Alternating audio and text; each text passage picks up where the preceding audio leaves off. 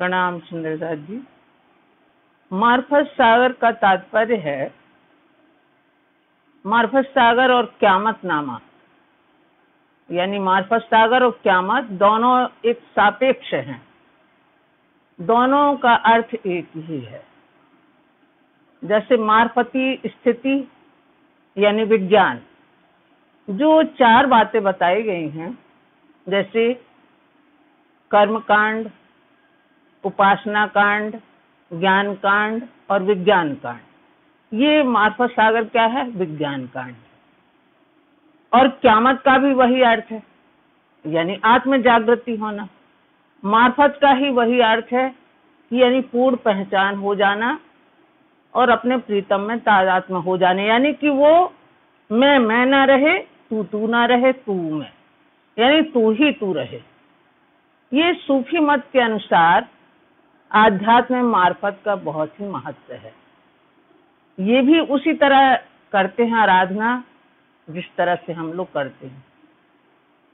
तो ये मार्फत सागर वही है कि पूर्ण पहचान, धनी की पूर्ण पहचान। मार्फत सागर वास्तव में मोहम्मद साहब की हदीस है, जो होशवाणी है, हदीसों के अंतर्गत आता है। इसमें क़यामत के समय होने वाले सातों निशान का जिक्र आएगा, स्पष्ट किए जाएंगे। अब इसमें जो पहले आया है ये चौपाई, यही सनंद में आई है। ढूंढे सबे महराज को, सब महराज में सब, सो सबे महराज जाहिर करी, सो सब महराज देखसी अब। ढूंढे सबे महराज को, संसार के लोग उस सबे महराज की रात्रि को ढूंढ रहे हैं, लेकिन आज तक किसी को पता नहीं चला। वो सबे महराज की रात्रि है कौन सी है, तो वो पता नहीं चला। सबे महराज में सब, और उसी सबे महराज यानी महिमावान रात्रि में सब कुछ है। उसी महिमावान रात्रि में सब कुछ है। उससे हमें पूर्ण ब्रह्म परमात्मा की पहचान होनी है। सबे महराज में सब यानी पूर्ण ब्रह्म परमात्मा की पहचान होनी है उसी सब महराज की रात्रि। सो सबे महराज जाहिर करी, सो सबे महराज अब यहाँ किसने जाहिर की? महामती श्री प्राणनाथ जी ने। वो महिमावान रात्रि जिसको हम बार बार सुनते हैं कि 83 साल 4 महीने यानी 1000 साल, 1000 महीने की वो रात्रि है, 1000 से भी बेहतर है। तो 1000 में सद्गुरु श्री देवचंद जी का भी आ जाता है और महामती श्री प्राणनाथ जी के। इसमें सबे महराज की रात्रि में यानी महिमावान रात्रि में ब्रह्मात्माएं ब्रह्म ज्ञान लेके अवतरित होंगी। उस महिमावान रात्रि में ब्रह्मात्मा ब्रह्म ज्ञान लेके अवतरित होंगे। सो सब महराज देखसी अब, सब सभी लोग उसको देखेंगे कि महिमावान रात्रि में कौन कौन है, मतलब पूर्ण ब्रह्म परमात्मा का साक्षात्कार सबको होगा। वैसे सभी महराज का ही मतलब है कि साक्षात्कार की रात्रि, वो महिमावान रात्रि जिसमें मोहम्मद साहब को साक्षात्कार हुआ था, वो महिमावान रात्रि जिसमें मोहम्मद साहब को ध्यानावस्था में साक्षात्कार हुआ था। सो सब महराज देखसी अब, तो अब सब उसका अर्थ समझने लगेंगे, क्योंकि अब ब्रह्म ज्ञान भी आ गया है और ब्रह्मात्माओं के माध्यम से सब संसार में ये फैलेगा। ज्ञान का प्रकाश यानी कि मार्फती सूर्य का उदय हो गया है महामती श्री प्राणनाथ जी के आने से। उन्होंने सब स्पष्ट करके बताया। जो कुरान और हदीसों में संकेत दिए गए थे इस रात्रि के, वो सब महामती श्री प्राणनाथ जी, जिन्हें हम विजयाभिनंद बुद्ध जी भी कहते हैं, और कुरान के अनुसार इमाम मेहंदी स्वरूप आखिरुल जुमा, इमाम मेहंदी स्वरूप, उन्होंने सब जाहिर किया इस संसार में। तो सब उसको देखेंगे, उसका फल प्राप्त सबको होगा। यानी वो इस आवागमन के चक्कर से निजात पा लेंगे, मुक्ति पा लेंगे वो ब्रह्म ज्ञान के माध्यम से। सो सब महराज देखिए, अब सभी लोग उस महराज की रात्रि की महिमा को जानेंगे। अब इसमें मसौदा दिया हुआ है केशवदास जी ने, मसविदा, जिसको मसविदा कहते हैं। इसको जैसे कि जैसे वाणी अवतरित होती गई वैसे ही उन्होंने उसको संकलन किया और जिद्दे बाली। इसको एक बार मैं पढ़ के सुना देती हूँ, जो कठिन लगेगा उसको बता दूं। ये किताब मार्फत सागर जो हक ताला यानी श्री राजजी महाराज के पूर्ण ब्रह्म परमात्मा के हुक्म से पैदा हुई। हादी के दिल पर आप बैठते, हादी यानी श्री श्यामा जी भी हैं उनके साथ में, आप बैठ के बिगर हिजाब, बिना पर्दे के, क्योंकि प्रत्यक्ष उन्होंने जो वाणी अवतरित होती गई बिना पर्दे के, बारीक बातें चौपाई मुंह से कहलाई, मतलब सूक्ष्म से सूक्ष्म रहस्य वाणी में खोले गए। सो कलाम जो आवती गए, कलाम यानी जैसे जैसे चौपाई अवतरित होती गई, सो यारों ने लिखी, यानी जितनी ब्रह्मात्माएं रहती थी बंगला दरबार में, सो सब उन्होंने लिखी। और फिर हादी प्यार से सुनते गए, हादी हमारे सदगुरु महामती श्री प्राणनाथ जी सुनते गए। सो सुन के हुक्म से हाल अपने पर, यानी जो जोश वाणी अवतरित हुई उसको पुनः सुना तो उसमें उन्हें लगा कि वाह, तो उनको और आनंद आता था, उसी हाल में मस्त रहते थे महामती श्री प्राणनाथ जी। अर्श बका लाहौती का लेते गए और जामा नाजुक होता गया, क्योंकि उनकी अवस्था भी अब क्षीण होती गई। 76 वर्ष में कुछ ही 2-3 साल कम थे, 48 में यह अवतरित हुआ, मतलब मार्फत सागर। तो उसी हाल में रहते, परम धाम की यादों में ही रहते, और उनका ये शरीर सांसारिक पंचतत्व का ये धीरे धीरे नाजुक होता गया। सो यहाँ ताई के आखिर इस आलम नासूस सेती कूच करके फिर उन्होंने अपनी सुरता वहां लगाई। अपने रूहानी आलम बका वतन हमेशगी, रूहानी आलम कौन? परम धाम। अपने रूहानी यानी आत्मा को परम धाम की तरफ सुरता लगाई। बका वतन हमेशगी असली मिलाप के आराम पकड़िया, यानी कि वही आराम है, यहाँ इस झूठे संसार में तो आराम है ही नहीं। और ये चौपाई जो नाजिल होती गई थी, सो मसौदे ज्यों ही के त्यों ही रहे, मतलब उसमें जरा भी हेर फेर नहीं रहा। सो अब हक हादी के हुक्म से मोमिनों ने इसके बाब बांधे हैं। बाब माने प्रकरण। माफक अकल अपने के पर ये जो चौपाई हादी ने फरमाई थी, इनमें एक हरफ ज्यादा या कम नहीं किए। अब मोमिन इन चौपाइयों के हरफ के मायने मगज जाहिर के और बातून के लेके हक के हुक्म से हादी के कदमों कदम धरेंगे, यानी इन पर सब चलेंगे, अनुकरण करेंगे इनका। किस वास्ते के मोमिन हादी के अंग नूर हैं। श्यामा जी ने अंग सुंदर साथ और नूर बुलंद से उतरे हैं, परम धाम से उतरे हैं। सो चढ़ना इनों को जरूर है। और अर्श बका के पट हादी ने इल्म लदुन्नी से खोल दिए हैं, और आप हक के नाजी फिरके को हिदायत करके निस्वत मोमिन असलू तन, इनकी परातम वहीं बैठी हुई है जो असल तन है हमारा, जो बीच अर्श के हक हादी के कदम तले बैठे हैं।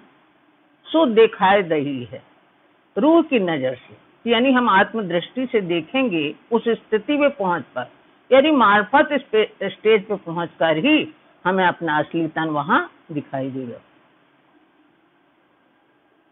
जिनसों हक ताला ने बका खिलवत बीच कौल अरस्तु बेरब कुमका किया, क्या मैं तुम्हारा स्वामी नहीं हूं? रूहों ने कहा था बेशक आप मेरे स्वामी हैं। तब कालू बला भी रूहों ने कहया है, और कलाम अल्लाह और हदीसों और कईयों किताबों की बातूनी मगज मायने हादी ने वारिस मोमिनों को रूह की नजर खोल के दिल हकीकी पर शाहिदियों से नकश किया है। यानी कि सबका सार जो कुरान में, यानी जोशवाणी में, आवेशवाणी में, होशवाणी में, हदीसों में या अन्य ग्रंथों में जो था, उसके अनुसार उन्होंने इसको वाणी अवतरित होती गई। और दिल अर्श कहा और दुनिया मुर्दार भी नजीक मोमिनों की है। इस वास्ते जो हादी तुमको बुलाने आए थे, सो पट बका का खोल के आगे से केतक यारों को लेके पधारे। कई सुंदर साथ साथ में गए थे। तो मोमिनों को जरूर कदमों कदम धरना है, हुक्म हक हादी के सेती। उनके आदेश के अनुसार ही हमें अपना रहन सहन वसी करना है। प्राणनाथ प्यारे की। अब पहला प्रकरण है खिलवत की रद बदले। पहले कहूं अव्वल की, हक हादी हुक्म। पहले अव्वल यानी परम धाम की। परम धाम की मैं बात कर रहा हूं। मोहम्मद इसी प्राणनाथ जी, हादी सदगुरु, इमाम मेहंदी स्वरूप फरमा रहे हैं कि पहले कहूं अव्वल की, पहले मैं प्रारंभ की बात करता हूं, जो परम धाम में हक हादी हुक्म। हक यानी राजी महाराज और हादी माने श्यामा जी महारानी के आदेश के अनुसार जो हुआ, मोमिन दिल अर्श में हकें धरे कदम। तो मोमिनों का दिल यानी ब्रह्मात्माओं के हृदय को राजी ने अपना धाम बनाया। मोमिन दिल अर्श में ब्रह्मात्माओं के हृदय को राजी महाराज ने अपना धाम करके कहा है हक धरे कदम। और राजी महाराज ने स्वयं वहां अपनी स्वयं को वहां प्रतिष्ठित किया है।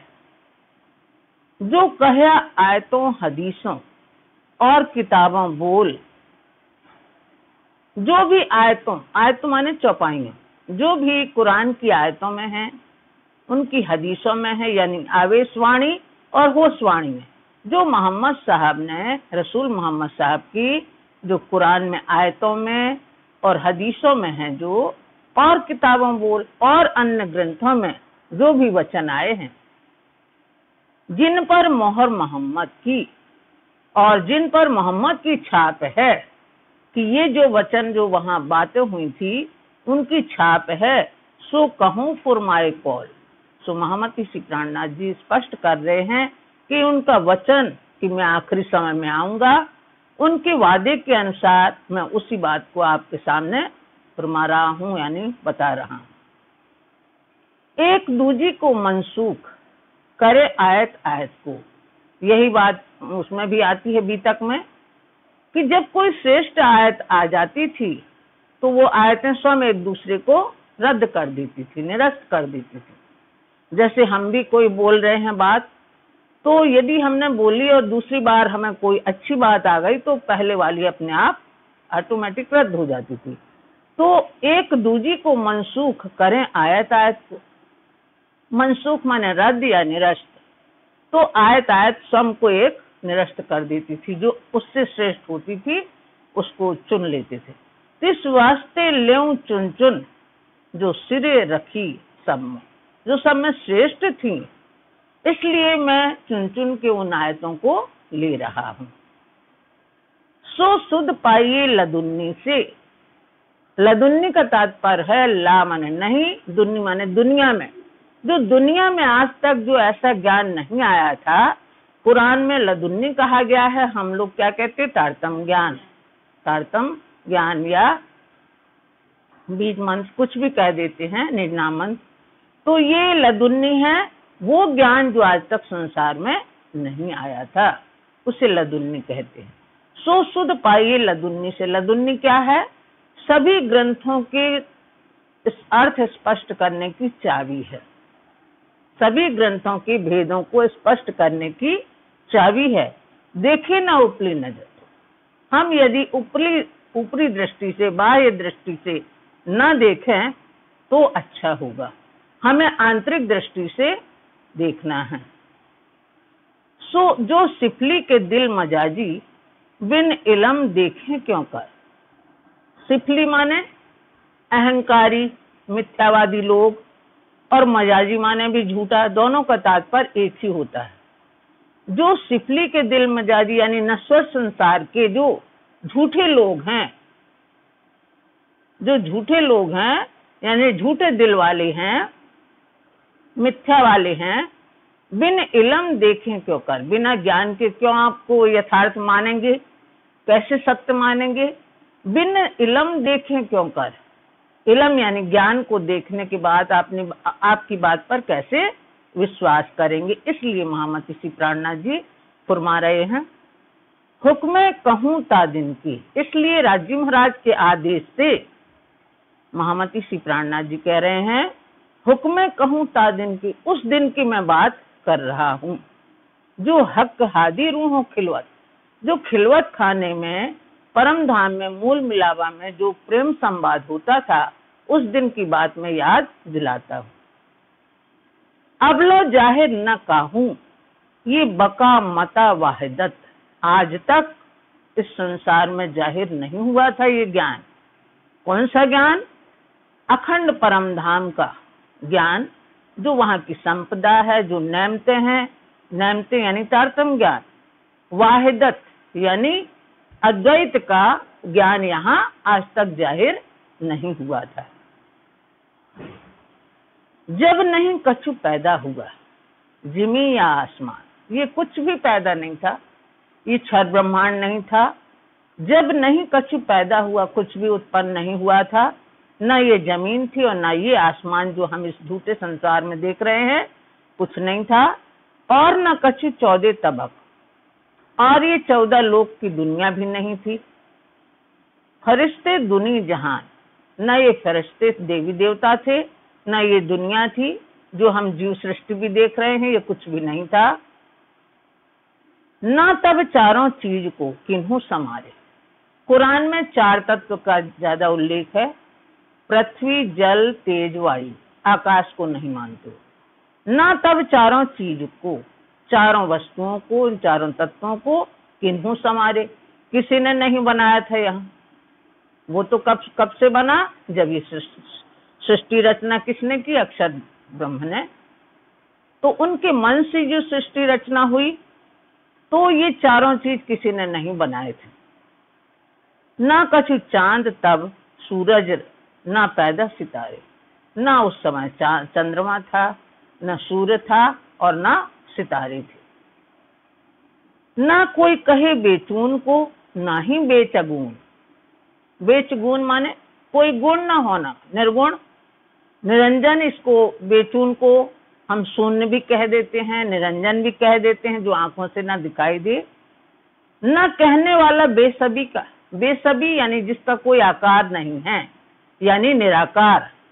ना ही बेनमून, बेनमून माने जिसका कोई नमूना ना दिया जा सके, यानी अनुपम। ऐसा कोई भी नहीं था जिसको हम निराकार, शून्य, निराकार, निर्गुण, निरंजन ये कहें, अनुपम कहें, ऐसी कोई चीज नहीं थी। न खाली तब हवा शून्य, ना ही लामकार। तब वहां खाली यानी ये माया नहीं था, मोह माया कुछ नहीं थी, हवा शून्य निराकार नहीं था, ना ही लामकान, ना ये क्षर ब्रह्मांड बना था तब। न कछु किया तब हुक्म, न तब राज्य ने हुक्म भी नहीं किया था, कुछ आदेश भी नहीं किया था बनाने का। ये जो कहया कुन्न सुभान, जो हमारे धनी हाजी महामती प्राणनाथ जी फरमा रहे हैं कि हमारे धनी ने कुन्न यानी हो जा, ये भी शब्द उच्चारित नहीं हुआ था, तो ये कुछ भी नहीं बना था, राज्य का आदेश तब नहीं हुआ था। एक बका नूर मकान, आंगू नूर तजल्ला। एक केवल क्या था? अखंड वो था नूर मकान यानी अक्षरधाम, और उसके आगे अखंड परम धाम, दिव्य ब्रह्मपुर धाम, ये दोनों थे। रहे जबराइल हद नूर की, आगू पहुंचे रसूल अल्लाह। जबराइल जो देवदूत था, जो फरिश्ता था स्वयं अक्षरधाम का, रहे जबराइल हद नूर की, नूर की हद यानी अक्षरधाम की हद में ही रहा, वो जमुना पार नहीं कर सका। तो आगू पहुंचे रसूल अल्लाह। रसूल अल्लाह ने जब याद किया, रफ के तख्त पर बैठ कर गए यानी इश्क और ईमान के पर से वो उनको याद किया जब प्रेम को, तब वहां ध्यानावस्था में पहुंचे। जबरूत लाहूत दो बका, अक्षरधाम और परमधाम दोनों अखंड हैं। हादी रूहें लेवे लज्जत, और यहाँ का आनंद कौन लेती हैं? श्री श्यामा जी और उनकी ब्रह्मात्माएं, आनंद अंग श्यामा जी की ब्रह्मात्माएं सखियां वहां का आनंद लेती हैं। ये पातशाही हक की बीच नूर वाहिदत, वहां किसका साम्राज्य है? राजी महाराज। वहां उनकी पातशाही है, उनका साम्राज्य है, उनकी हुकूमत है, उनका प्रभुत्व है। बीच नूर वाहिदत, नूर भी उसी में शामिल है। या नूर यान कौन? अक्षर ब्रह्म। वाहिदत, ये सब क्या है? अद्वैत हैं। पांचों अद्वैत हैं। कौन? राजी, श्यामा जी, सखियां, अक्षर ब्रह्म और उनकी अक्षराणी। ये पांचों क्या है? अद्वैत। स्वरूप एक, लीला दो। तो ये अद्वैत की वहां की पातशाही वो करते हैं, वहां का प्रभुत्व राज्य महाराज के ऊपर। जब न्यामत पाई हक की खुली मुसाफ हकीकत। अब यहाँ श्री महामती फरमा रहे हैं कि जब वहां की न्यामतें आई, वहां की संपदा आई, तारतम ज्ञान आया, ब्रह्म ज्ञान आया, तब खुली मुसाफ हकीकत। मुसाफ यानी जिसको कुंवारी कहा गया है, फिर कुरान को कुंवारी कहा गया इसलिए कि उसके मुंह से पर्दा नहीं हटा। तो ये तारतम ज्ञान आने के बाद ही महामती श्री प्राणनाथ जी ने उसके अर्थ स्पष्ट किए, क्योंकि उसमें एक पेज में कुछ है, दूसरे पेज में कुछ है, तो चौथे पेज में कुछ है। तो ऐसे मोतियों में जब पिराया तब उसका सही अर्थ स्पष्ट हुआ। खुली मुसाफ हकीकत, वास्तविकता जो कुरान की थी वो अर्थ स्पष्ट किए। तब सब विध पाइए हक अर्श मार्फत, तब हर प्रकार से हमें ज्ञान हुआ, राज्य के परमधाम की पहचान हुई, राज्य के परमधाम की हमें पूर्ण जानकारी प्राप्त हुई। जिनको हक महर सो आप करें हिदायत। अब ये तो राज्य महाराज के हैं, चाहे जिसको जो भी दे दें, ये तो उनके ऊपर अख्तियार है। जिनको हक महर सो, राज्य महाराज अपनी कृपा दृष्टि जिनके ऊपर डाल दें, आप करें हिदायत। हिदायत माने उसका पक्ष लें, उसको मार्गदर्शन करें। हिदायत माने मार्गदर्शन करें, उसका पक्ष लें। ये राज्य महाराज की कृपा के ऊपर निर्भर है। सो सबे विध बूझ ही अर्श बका निस्वत। अब जिनके ऊपर कृपा हो जाती है तो हर तरह से वो जानकारी हो जाती है, उसको समझ में आ जाता है। सो सबे विध बूझ ही, वो हर तरह से समझ जाता है।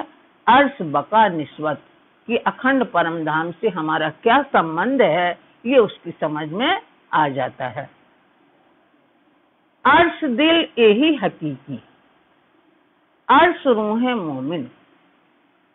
अर्श दिल यही हकीकी, अर्श परम धाम की रहने वाली ब्रह्मात्मा के हृदय की यही वास्तविकता है। परम धाम की रहने वाली ब्रह्मात्माओं की यही वास्तविकता है कि वो थोड़े में समझ जाती हैं।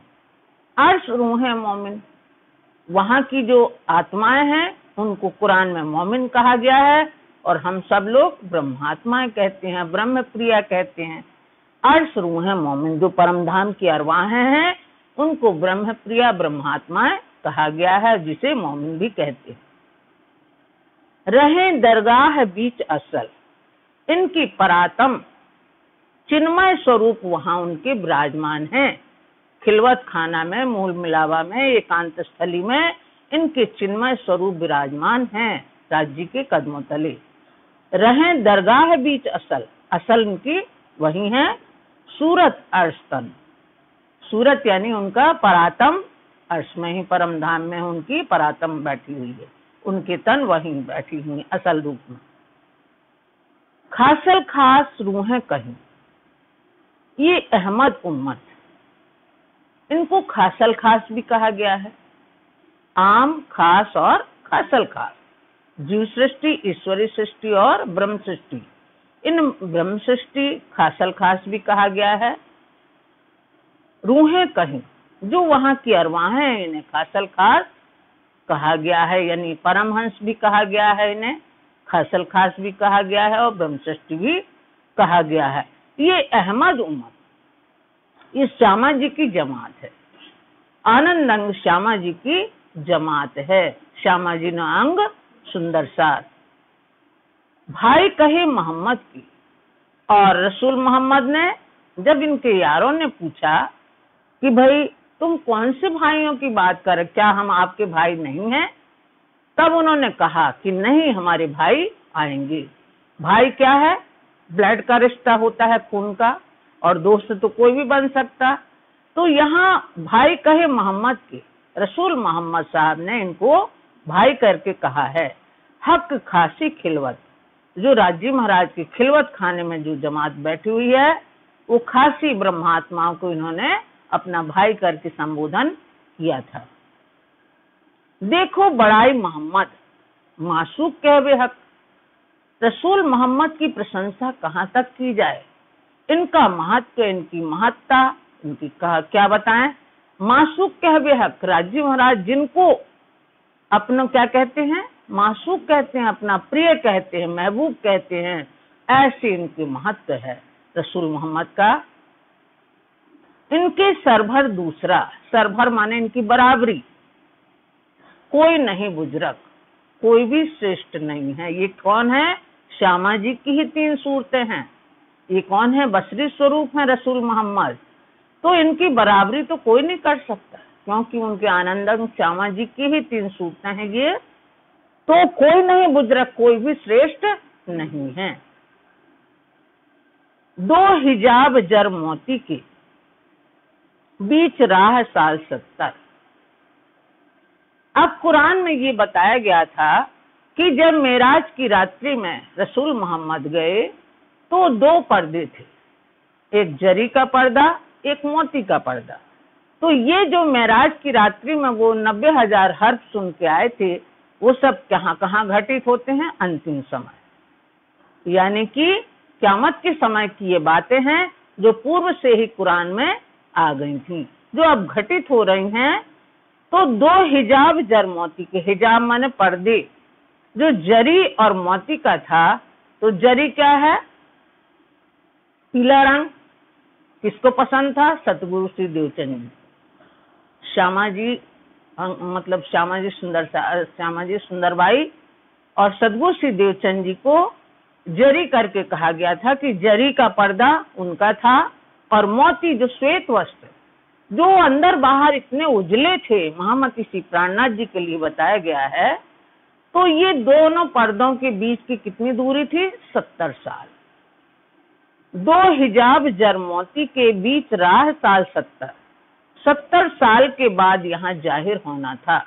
जो वो अल्फाज लेके आए थे कुरान में, 30,000 तो उनको कहा था कि शरीयत के तुम जाहिर कर दो, 30,000 और भी उसमें लिखे थे, तो वो जाहिर नहीं कर पाए कि जो पात्र हो उसको जाहिर करना हकीकत के।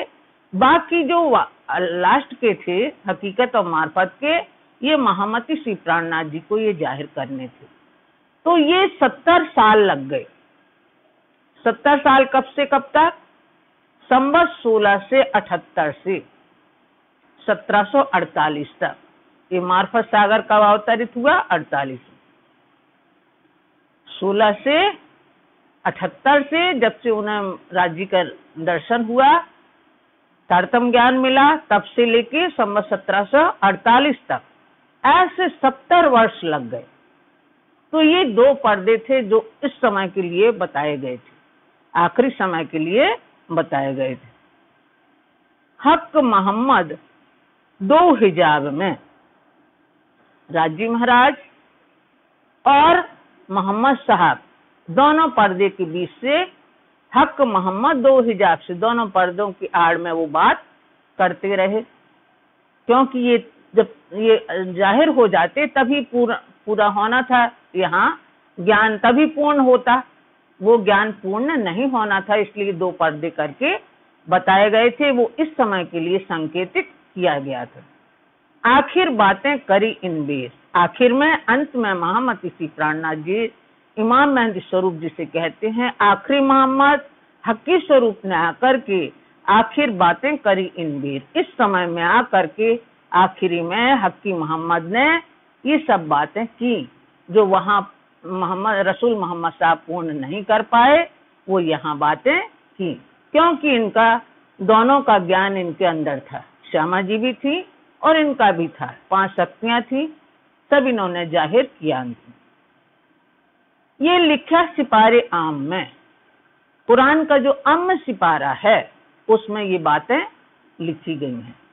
आम लिखा है इसमें, अम सिपारा है जो कुरान का, उसमें ये बातें जाहिर हैं, लिखी हुई हैं। करी बातें हक मोहम्मद कि हक मोहम्मद राजी से मोहम्मद साहब ने, रसूल साहब ने जो बातें की थी वो सब अम सिपारे में लिखी हुई है। सो मोमिन आयत देख के शक सुबह करे रद्द। सो जो ब्रह्मात्मा होगी, जो ब्रह्म प्रिया होगी, जो सच्चे मोमिन होंगे, वो इन आयतों को देख करके शक सुबह करे रद्द, जो उनके अंदर शंका होगी उसका निवारण करेंगे, निसंदेह बनेंगे वो देख कर। हक मोहम्मद के बीच में कहे आड़े पर्दे दो, इसीलिए बार बार कहा गया है कि राजी महाराज के और मोहम्मद साहब के बीच में 2 पर्दे थे, एक जरी का और एक मोती का, एक सदगुरु सिद्धदेव चंद जी का और एक मलकी स्वरूप का, एक हक्की स्वरूप का। 2 पर्दे आड़े यानी व्यवधान के रूप में बताए गए। 70 साल बीच राह कही, ये 70 साल का लंबा फासला इनको तय करना था, तब ये बात जाहिर हुई जो मार्फत सागर, तब ये ज्ञान अंत में आया, लास्ट में इसीलिए उतरा ये ज्ञान। ये 70 साल पूर्ण होने का था, जो कुरान में संकेत थे वो यहाँ आके पूर्ण हुआ। जाहिरी मायने निशा क्यों होए, और जो उपले मायने लेते हैं, बाह्य अर्थ लेते हैं, उनको क्यों संतुष्टि होगी। निशा माने संतुष्टि, जो उपले मायने लेते हैं उन्हें क्यों संतुष्टि होगी, जो सच्ची ब्रह्मात्माएं होंगी उन्हें ही संतुष्टि होगी। इन सबको देखने से वही इसका भेद समझ पाएंगे। जो लो मुसाफ हकीकत खोले नहीं वारस, वारस माने उत्तराधिकारी। कुरान के उत्तराधिकारी कौन है? ब्रह्म प्रियाएं, सच्चे मोमिन है, उसकी बारिश है। क्योंकि पिता की जो होती है संपत्ति, उस पर अधिकार उसके पुत्र का होता है। तो यहाँ धनी के जो वारिस हैं वो सुंदर साथी हैं, ब्रह्म प्रियाएं हैं, मोमिन ही हैं। तो वही वहाँ के मुसाफ यानी कुरान की हकीकत, यथार्थ बातें, स्पष्ट बातें, वास्तविकता वही जाहिर करेंगे, वही खोल के जाहिर करेंगे। कोई पावे न बिना लदुन्नी, लेकिन जब तक उन्हें तारतम्य ज्ञान रूपी चाबी नहीं होगी, उनके पास लदुन्नी का ज्ञान नहीं होगा, तब तक वो नहीं कर सकते। कोई पावे न बिना लदुन्नी, लदुन्नी ज्ञान के बिना, तारतम्य ज्ञान के बिना उसके अर्थ स्पष्ट कोई नहीं कर सकता। हक मोहम्मद रूह है अर्श, परम धाम की जो रहने वाली हैं, राजी महाराज, मोहम्मद यानी श्यामा महारानी, और रूह यानी ब्रह्मात्मा, यही उसको जाहिर कर सकती है जिनके पास ये ज्ञान है। 5 चौपाई और कर ले। ये हादी हमेशगी अर्श बका हकजात, हादी माने श्यामा जी, हमेशगी अर्श बका हकजात, जो वहां की ब्रह्मात्माएं हैं। परमधाम में कौन है? राजी महाराज हैं, श्यामा जी और सखियां। उस अखंड परमधाम में हमेशा ये इश्क रवद होता रहता था, प्रेम संवाद होता रहता था। नूर रूहें वाहिदत इत और न कशिश, यहाँ किसकी है नूर? श्यामा जी के अंग सुंदर सा रूह है, वाहिदत, यहाँ चिन्मय स्वरूप है, सब नूर ही नूर है। वाहिदत यानी अद्वैत में इत और न कछ भी समान, यहाँ राजी, श्यामा जी और सखियों के अलावा और कुछ भी समा नहीं सकता, कुछ भी समाहित नहीं हो सकता। कोई मजबूर अर्श में सुख सब वास्ते इसके। जो भी वार्ता होगा, मजबूर माने वार्तालाप होगा परम धाम में, सो सब वास्ते इसके। वहाँ तो कोई काम था ही नहीं, किसी के लिए कोई काम नहीं था, बस प्रेम संवाद ही होता रहता था। क्योंकि वहाँ दो द्वैत है नहीं, वहाँ तो अद्वैत है, वहाँ निरूपण हो नहीं सकता। हम जो कुछ भी ग्रहण करते तो हमें क्या पता कम है कि ज्यादा है कि क्या। वहाँ हर स्थिति एक समान है, वहाँ कम ज्यादा का तो सवाल ही नहीं है। तो इस वास्ते, इस कारण ही प्रेम संवाद वहाँ होता रहता था। अर्श हक हादी मुहे ये साहेबी गुजरा। परम धाम में राजी महाराज, श्यामा जी और सखियां, इन तीनों में ये संवाद होता रहता था, प्रेम संवाद। ये साहेबी गुजरा। यहाँ राज खिलवत हक हादी जो इश्क रूह असर, उस खिलवत खाने में, उस एकांत स्थली में, परम धाम के मूल बुलावा में, जहाँ राज श्यामा जी रहते हैं और सब ब्रह्मात्मा रहते हैं, जो इश्क रूह असर, वहाँ असर प्रेम, वास्तविक प्रेम है जो ब्रह्मात्माओं का, कहाँ मिलता था? खिलवत खाने। जो इश्क रूह असर, जो ब्रह्मात्माओं का असल प्रेम, वही मिलता था एकांत स्थली की। ये बातों बारीक वहदत, जो गुह्य रहस्य थे, जो बारीकियां थी प्रेम की, ये बातों बारीक वहदत की, जो अद्वैत की बारीकियां थी, सूक्ष्म से सूक्ष्म बातें, एक पहुंचे न फना कर। इस फना का यानी झूठे संसार में नहीं पहुंच सकती ये बातें, जो वहाँ की बारीकियां थी, जो रमूजे थी, जो छुपे रहस्य थे, एक पहुंचे न फना कर। झूठ अकल में, द्वैत बुद्धि में नहीं पहुंच सकती।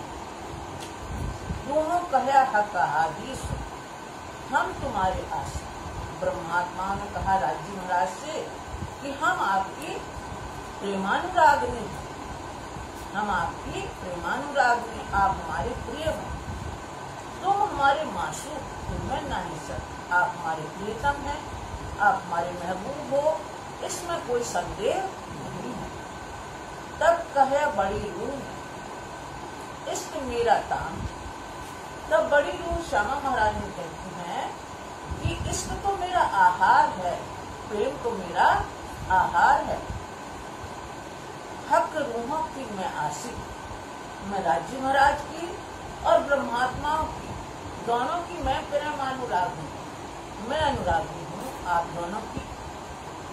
मेरा इलाही में आराम, मुझे इसी में आनंद रहता है कि मैं दोनों को प्रेम दे सकूं, मतलब एक से लेके एक को और इनसे लेके उनको, तो मैं दोनों की अनुरागिनी हूँ, मेरा इलाही में आराम।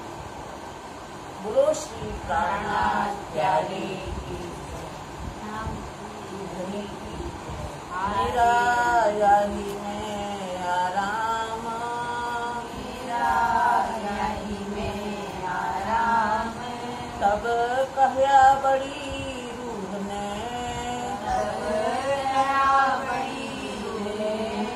इश्क मेरा ताम, मेरा ताम। हक रूहों की मैं आशिक,